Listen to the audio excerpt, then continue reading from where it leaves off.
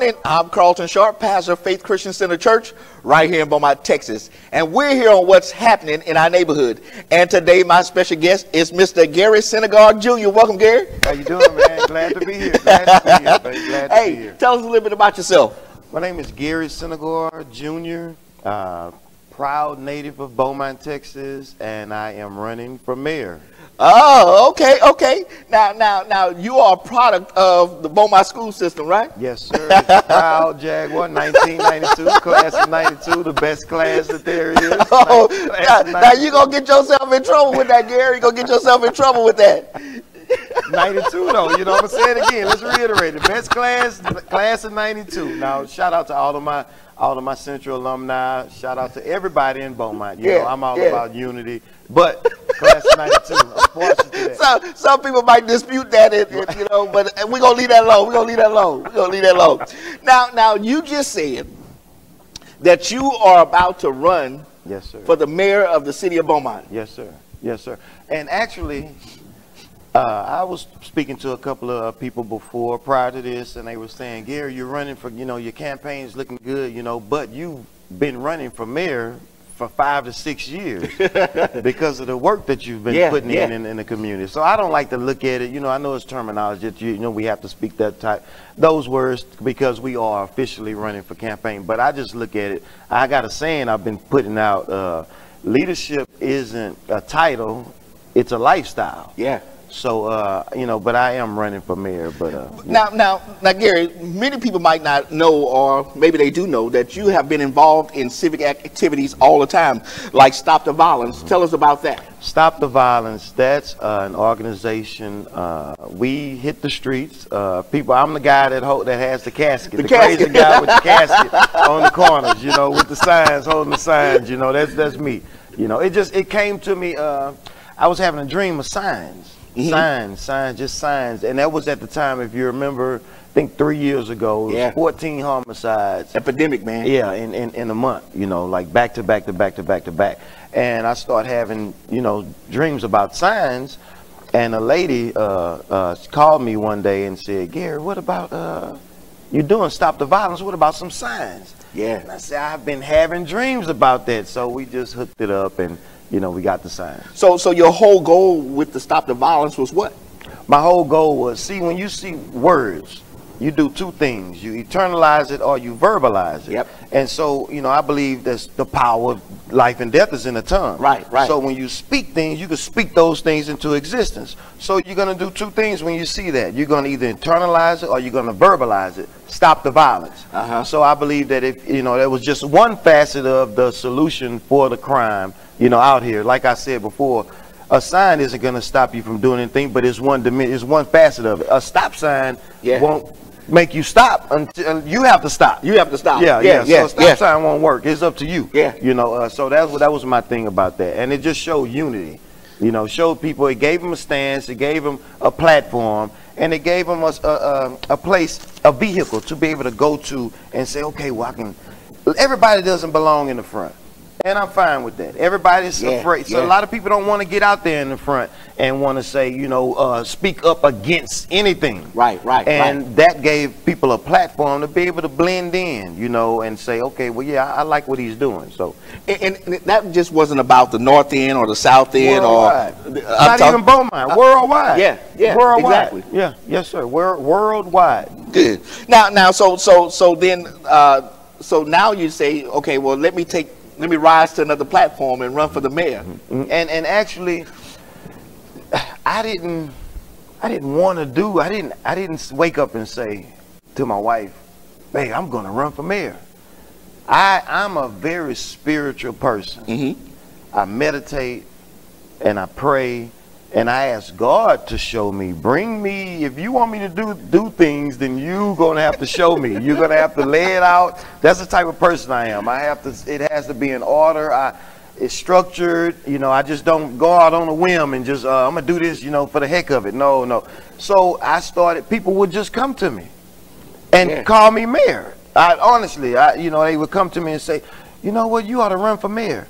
And my wife and I look at each other and we'll just like shake our heads. And then, you know, I would leave it alone. And I'm going to tell you, this is what happened.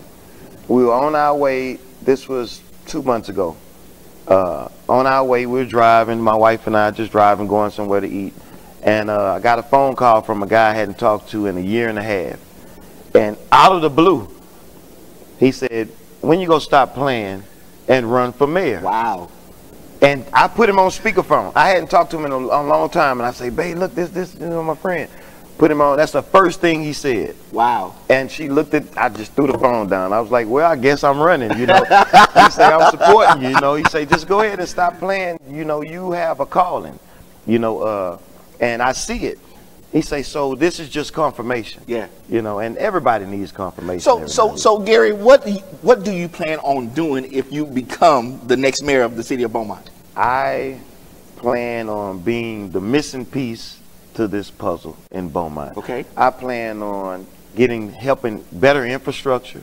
Yeah. We've been screaming for that for 30, 40 years. Same streets. Same streets. Same drainage. Same sewers. Same all of that. Education and entertainment, and also term limits. Whoa. Yeah, because it doesn't make sense. So no more lifetime politicians. No more lifetime politicians. That's like a lifetime student. You know, I mean, when you go graduate, you need to go and do other things. You know, that's just, it's too long. And I believe when you're in a place, in a position of that magnitude for so long, you become stagnant. Yeah. You get complacent. And then you'll lose focus on who you're really there for. You're there for the taxpayers, not the establishments. Yeah. And I think that's what's happening now. It's almost like concentrated power. Right. You know, once you've been there for 10, 15, 20, 30 years. Yeah, you get like whatever, I don't need to do. You know, you get complacent. Yeah. You know, and I think that's what we're witnessing. That's why it's stagnant. That's why it's no growth. Because I've been here. I'm gonna win next year. Wow. I'll win again. Nobody's gonna run against me. You know, and that's what I think we're dealing with now. Yeah.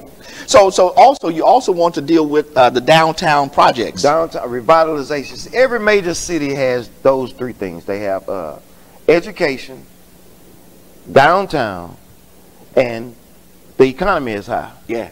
Okay. You want to go? I'm about to because I'm in my groove now. I'm in my groove. Ride that thing, man. Ride that thing.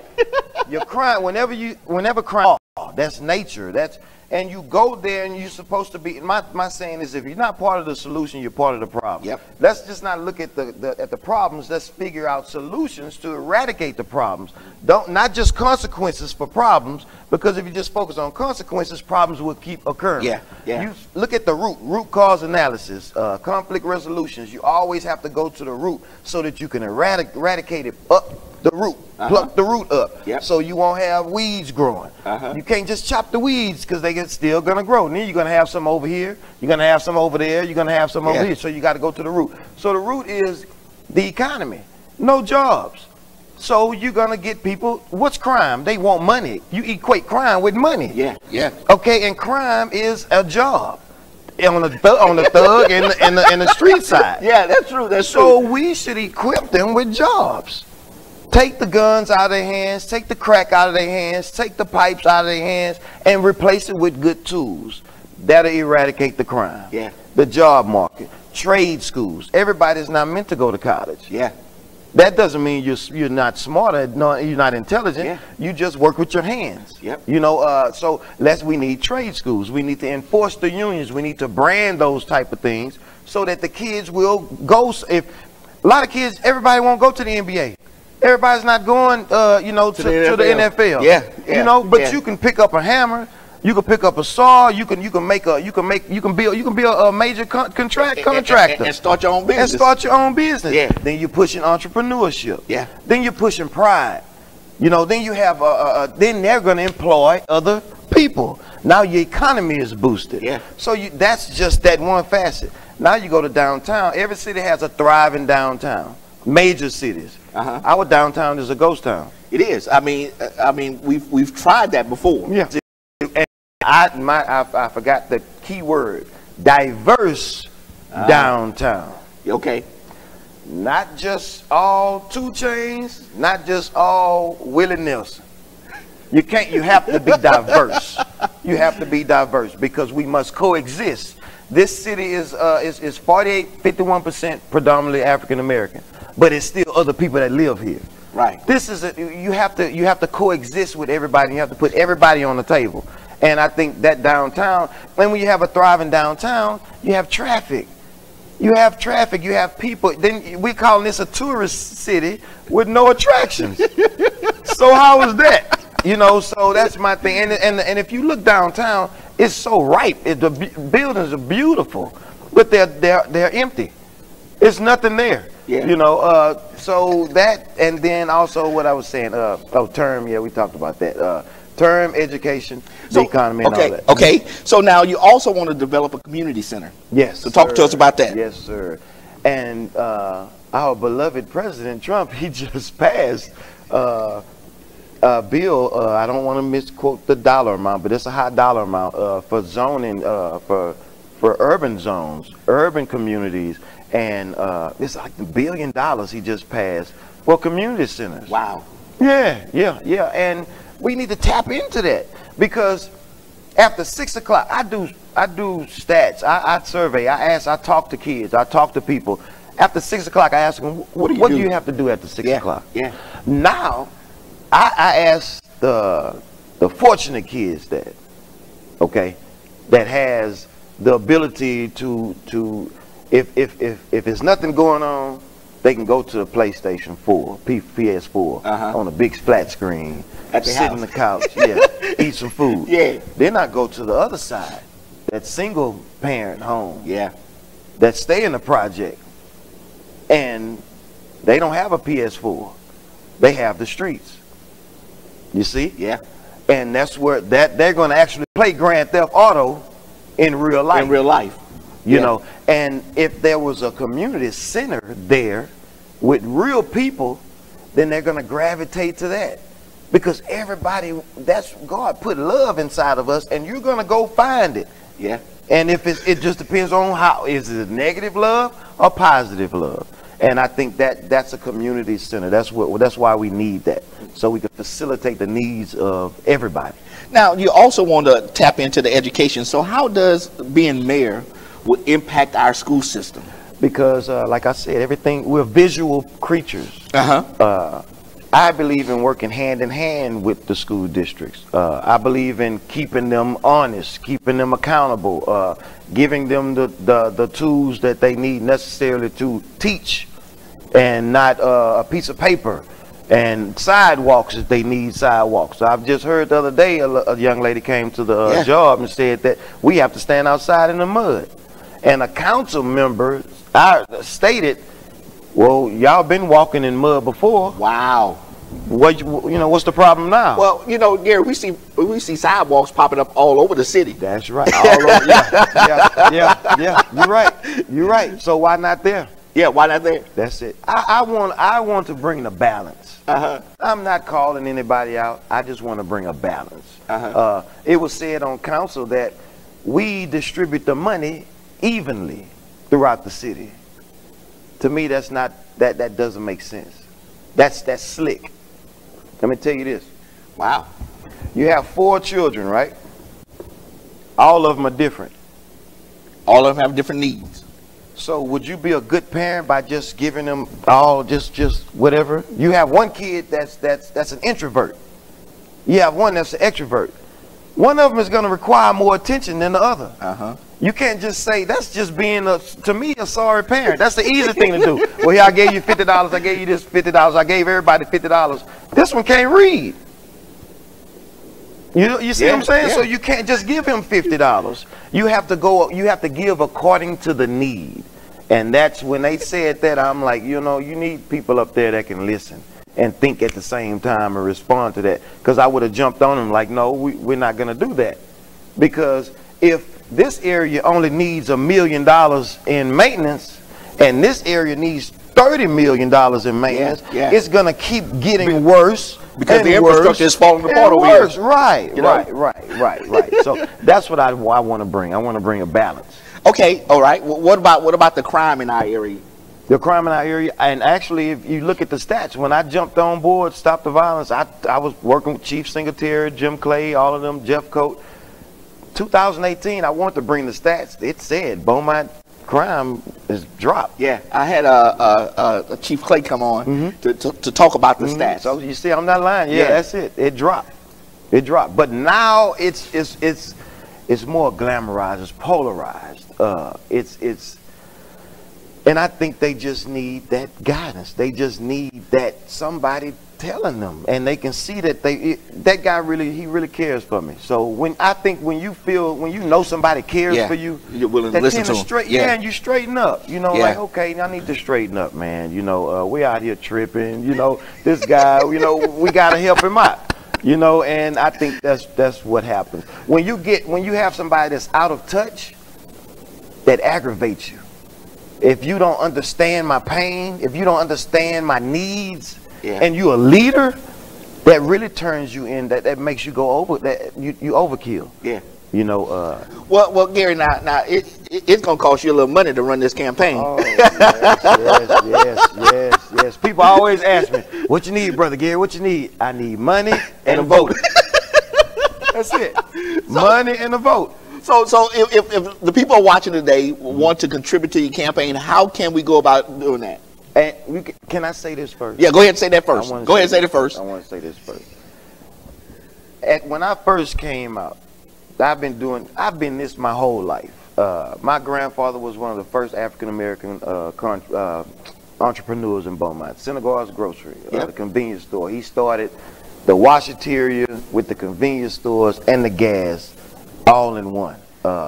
And he wanted to compete with Walmart before he died. Before he passed, he wanted to make a big grocery store and you know, have it for the urban communities, you know. Right.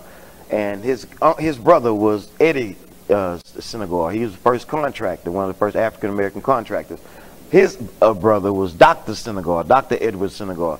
He actually sued BISD because he wanted to be superintendent at the time, and they passed him up. He was a principal at Westbrook, doctorate, everything, scholar, man, you know, theologian, as you know, belonged to Antioch, you know. Then he took sick, you know. So I come from that lineage. Yeah, I come from that. Yeah, and I want to speak to my Caucasian brothers and sisters. I'm not a racist. I'm not trying to, we're going to kill all white people. That is ridiculous. I'm about coexisting. I want to say that. I want to say that. Yeah. Because I believe I can make, if you're afraid of this, okay, thank you. To my Caucasian brothers and sisters, if you're afraid of Beaumont, I'm the man that you need. I want to make a safer city for you. Yeah. It's not all of us. For all of us. It's not about saying I'm from the West End, I'm from the North End, I'm from the South End, I'm from Pear Orchard. We're from Beaumont. Yeah. And if you're not proud of the North End and the South End and the Pear Orchard, or just one in particular, that's not good. That's not a good thing. You hear people all the time say, I'm from Tennessee, or I'm from Austin, or I'm from this. They don't say what part of Austin they're from. Yeah. They say Austin. The whole thing. I'm from Dallas-Fort Worth. I'm from Fort Worth. I'm from Arlington. You know, when you say Beaumont, I'm from the North End. I'm from the Pear Orchard. That type of mentality is what I want to stop. Okay. Beaumont. And I wanted a safe place. But okay. Back to the money. Back to the money. Money and vote. Let's talk about money and vote. So look, so you have a Cash App. I have a Cash App. There it is right there. So talk to us about the Cash App. That's it. $campaign #4 Gary, and that's me. Go to that Cash App and you can just put all the money you want in there, man. Just put it. But no, I have it's a limit. You can't. This campaign limit. 27. Yeah, it's campaign limit. 2,700. You know, I can't. But the thing why I like the Cash App, because you can put it for a setup. Just say somebody trying to set me up, and they go put $1 over the amount. I can send it back to them. Yeah. And tell them no, you break that down, right, and send it right. But now also, if they want to come and volunteer, right? Please, we need help. I need help. My wife needs help. I'm gonna be doing different events. February the 23rd, Black Expo. And it's Black History Month. Yeah. So that's what we're doing it like that. Is the Black Expo, Business Expo. I'm going to do my press release there. Okay. February the 23rd. 23rd. Okay. At the Compro Event Center. Okay. And that's from 10 a.m. to 5 p.m. It's an all-day thing. It was beautiful last year. It's beautiful, beautiful. And then on March the 2nd, I believe you said that you have a. We're trying to do a town hall meeting for the South Park area. Okay. At that building. I got a guys trying to get the building. It's in Adams Key Park. But they're able to go to your Facebook page to find out all of the information. And we have the Facebook page right there, Gary Synagogue Jr. for Mayor on Facebook. That's it. That they could go to and get all the information. All the information. Everything is on that. Everything is on that page. Information, places, locations, times, dates. Everything will be on there. Just scroll it. And if you don't, then you can just inbox me. And then we have some contact numbers for you available for the people who are watching today. If they want to contact you, they could call 409-499-9495 or 409-499-5732. That's it. That's it. And get in contact with you. Well, Gary, is there anything in your last words that you want to say to those who are watching today? Can I look in the camera? Yes, sir. Look right at the camera. If you're not part of the solution, you are part of the problem. Let's change. Change has to come. You are the change. You are the remedy. You are the cure. It's nothing miraculous. It's you, and it's what you decide to do in life that you will see the results. So let's just come out. I'm your guy. I'm your guy. I'm the new mayor. So let's make that happen. That's that. All right. Well, listen. Early elections are from April the 22nd through April 22nd through the 30th. And then election day is May the 4th. May the 4th. So again, early voting is from April 22nd through April 30th, and then election day is May 4th. Now, I like to say it like this: if you don't vote, don't complain. That's right. If you don't vote, don't complain. That's right. You have an opportunity to express let your voice be heard.